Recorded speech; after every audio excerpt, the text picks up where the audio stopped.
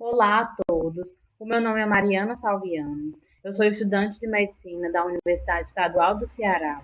O nosso projeto é a Olimpíada Cearense de Neurociências. Esse projeto, por meio dele, nós vamos abordar algumas aulas que são muito importantes da neurologia, envolvendo assuntos de neuroanatomia, da embriologia, da neurofisiologia, que são muito importantes. Essas aulas, elas vão seguir uma sequência, então é muito importante que vocês acompanhem o fluxo das aulas e, e também, se tiver alguma dúvida, vocês perguntem nos comentários.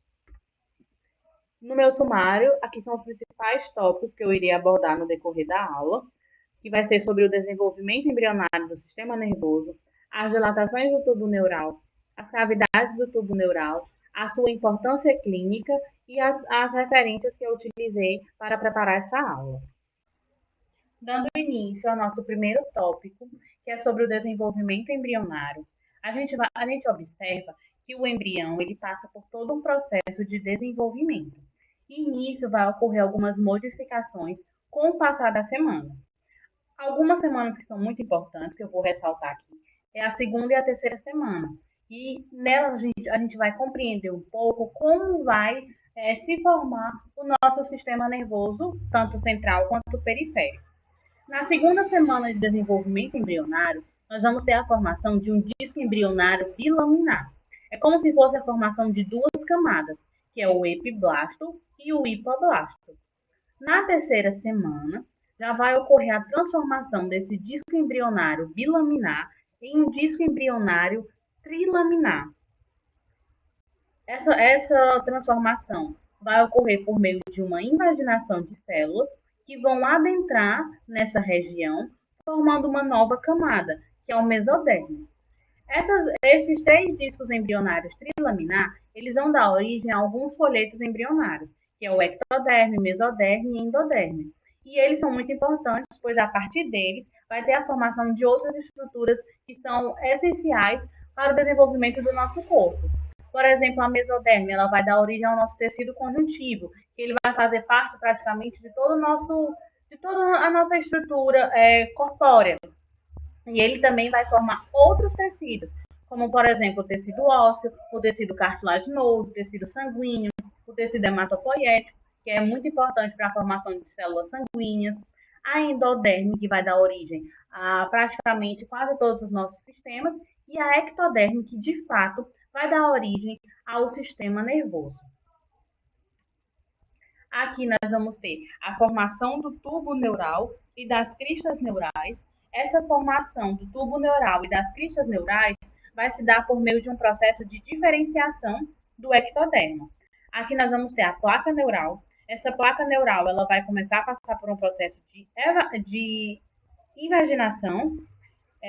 Essa estrutura ela vai meio que formar uma goteira neural.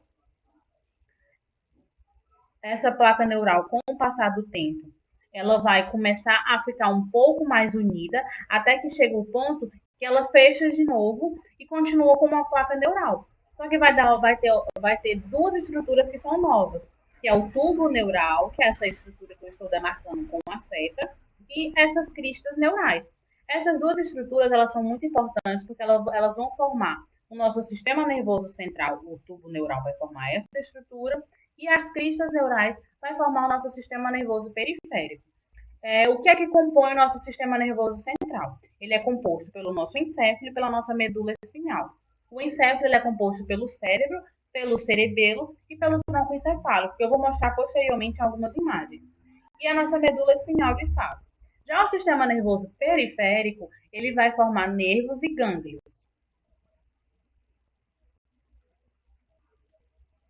Aqui a gente tem uma imagem do tubo neural, que é essa estrutura. Com o passar do tempo, ela vai se fechar, as únicas estruturas que vão continuar abertas por um determinado tempo vai ser uma estrutura chamada de neuróporo rostral e neuróporo caudal, mas em sequência essas estruturas vão se fechar. Porém, tem um caso clínico que ocorre pelo defeito no fechamento desse tubo neural, que posteriormente eu vou abordar. Aqui é uma visão do tubo neural, onde nós vamos ter algumas estruturas anatômicas.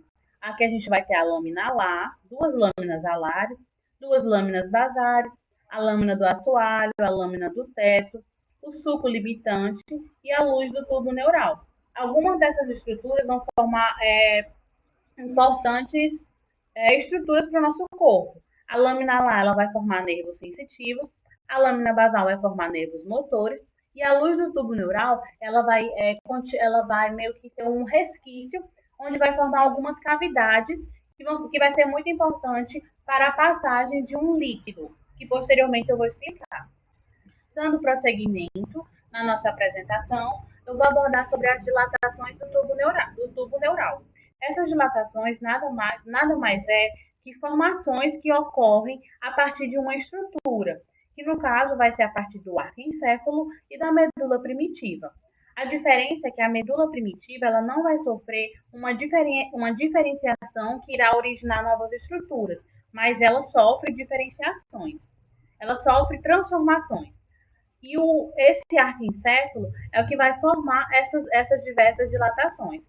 A priori, a gente vai ter as vesículas primárias e aqui as vesículas secundárias. Nas vesículas primárias, nós vamos ter o prosencéfalo, o mesencéfalo e o rombencéfalo, que eles vão se diferenciar em outras estruturas. Aqui a gente tem o telencéfalo e o diencéfalo. O mesencéfalo vai continuar dando um procedimento sendo mesencéfalo, e o rombencéfalo vai formar duas estruturas, que é o metencéfalo e o mielencéfalo. O metencéfalo ele vai formar a ponte e o cerebelo, e o mielencéfalo vai formar o bulbo. Eu vou mostrar para vocês essas estruturas. Aqui a gente está vendo o telencéfalo, com todos os seus sulcos e giros.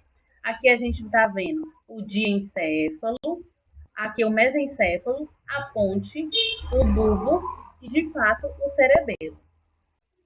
Em relação às cavidades do tubo neural, essas cavidades elas vão ser meio que resquício daquela luz do tubo neural. Aqui eu vou abordar a primeira, que vai ser o quarto ventrículo. Ela vai se comunicar com o terceiro ventrículo por meio do aqueduto cerebral. Esse terceiro ventrículo vai se comunicar com os ventrículos laterais, que é essa estrutura que está um pouco mais sombreada, por meio de um forame interventricular. Aqui mais abaixo nós vamos ter a medula espinhal, que vai ter uma abertura também, que é o canal central. Essas aberturas elas vão ser muito importantes porque vai ter a passagem do líquido. Esse líquido é um líquido que ele é muito importante porque ele tem algumas funções primárias, tanto de proteção do nosso encéfalo, como também, por exemplo, vai modificar um pouco o peso aparente. Porque normalmente esse telencéfalo ele vai se desenvolver bastante, formando vários sulcos e giros. Então, esse líquido ele vai servir como proteção mecânica e também amortecimento de impactos e também para diminuir o peso aparente dessas estruturas. Posteriormente, eu vou falar sobre um caso clínico relacionado a essa produção do líquido.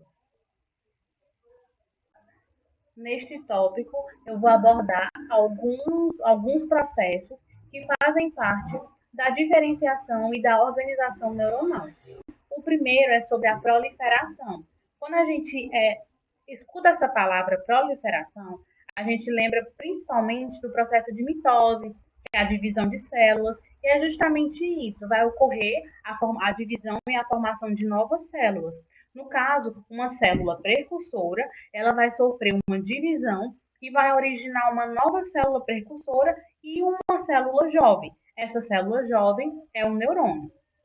O segundo processo é o processo de migração neuronal. Essas células elas estão situadas em uma localização mais interna. E com o passar do tempo, essas células elas vão migrar para outra região, que no caso é uma região mais externa, que é o córtex. Elas migram para essa região para formar novas camadas. Em sequência, nós vamos ter o processo de diferenciação neuronal e também de sinaptogênese. Essa diferenciação neuronal é quando as células elas vão começar a se diferenciar tanto morfologicamente quanto também bioquimicamente. E elas se modificam para exercer determinadas funções. E no caso, essas funções elas são específicas. Além disso, Essas funções que as células vão adquirir, elas vão ter alvos específicos de atuação. E no caso, elas vão emitir os axônios, que no caso vai ser o processo de sinapse, para a região alvo que elas querem atingir. O outro processo que faz parte é a eliminação programada de neurônios e sinapse. Com o desenvolvimento do cérebro, a gente está vendo aqui que com o passar do tempo, o cérebro ele vai adquirir essa estrutura, esse formato. Só que vai chegar um ponto que não vai precisar mais continuar essa divisão, essa diferenciação. E aí, no caso, com o desenvolvimento, não vai mais haver a necessidade de grandes quantidades de neurônios e sinapses. Por exemplo, uma criança em relação ao adulto. Como ela está em processo de formação, ela vai ter muito mais sinapses. O processo de aprendizado é melhor, a gente já escutou muito sobre isso. Porém, quando chega numa determinada idade, não vai ter mais a necessidade tão grande de realizar a formação de novos neurônios e de novas sinapses. Por último, nós vamos ter o processo de mielinização. A mielina, a bainha de mielina, de fato a mielina, ela vai funcionar para poder tornar a condução do impulso nervoso mais rápida e mais eficaz. Por último, eu escolhi esse caso clínico, que é a hidrocefalia, que é quando ocorre o acúmulo desse líquido nos ventrículos cerebrais. O caso mais comum é quando ocorre o acúmulo nessa estrutura por meio de uma obstrução nesse forame interventricular. Essa hidrocefalia também pode ser causada pelo acúmulo excessivo de líquor ou quando não há uma reabsorção eficaz desse líquor. Esse daqui é quando ocorre um defeito no fechamento do tubo neural.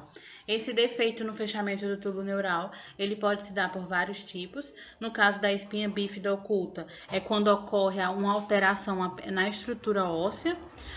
No caso da meningocele, vai ter uma deformação também do tecido meníngeo. E no caso da mielomeningocele, vai atingir o tecido meníngeo e também o tecido nervoso e alguns nervos. E essas aqui são as referências que eu utilizei para preparar essa aula. E é isso, muito obrigada, espero que vocês gostem. Qualquer dúvida é só perguntar nos comentários.